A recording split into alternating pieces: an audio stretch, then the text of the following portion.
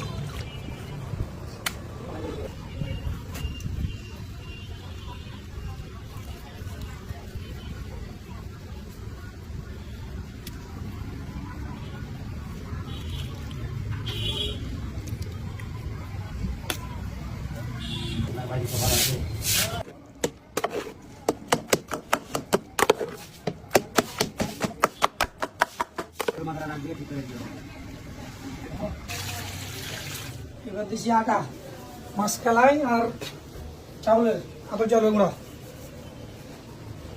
দুই হাত দিয়ে মাখাচ্ছি।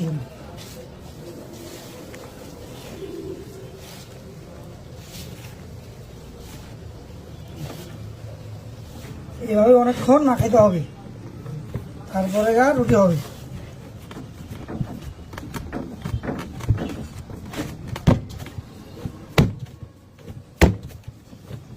দিয়ে এবার রুটি তৈরি হবে।